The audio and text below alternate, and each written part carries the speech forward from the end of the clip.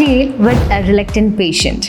നമ്മളൊരു role play card ചെയ്യുമ്പം അല്ലെങ്കിൽ നമ്മൾ പേഷ്യൻറ്റുമായിട്ട് ഡീൽ ചെയ്യുന്ന സമയത്ത് ചില പേഷ്യൻസ് ഭയങ്കര റിലക്റ്റൻ്റ് ആയിരിക്കും.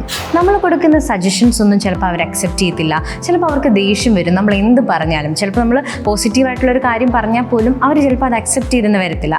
സോ അവരുടെ കൺസേണിനെ നമ്മൾ അഡ്രസ്സ് ചെയ്തിട്ടായിരിക്കണം നമ്മൾ നമ്മുടെ സജഷൻസ് അവർക്ക് കൊടുക്കേണ്ടത്. സോ എങ്ങനെ നമുക്ക് അവരോട് ഡീൽ ചെയ്യാമെന്ന് നോക്കാം. Okay, let's see.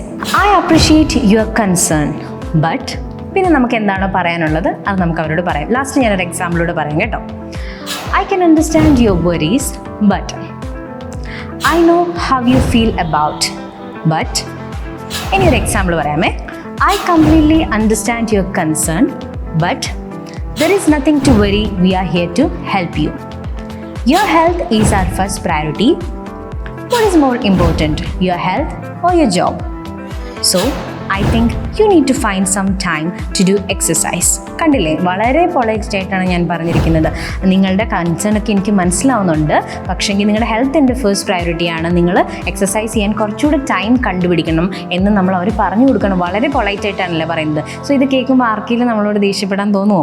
ഇല്ല. അപ്പം എങ്ങനെയാണ് നമ്മളൊരു റിലക്റ്റൻറ്റ് പേഷ്യൻറ്റിനെ കയ്യിലെടുക്കേണ്ടത്? അപ്പോൾ ഈ വീഡിയോ ഹെൽപ്ഫുൾ ആയിരിക്കും എന്ന് വിചാരിക്കുന്നു. Thank you so much. ഇങ്ങനെയുള്ള വേറെ ടിപ്പുമായിട്ട് വീണ്ടും കാണാം. I M Sharika from TG's Academy. Bye.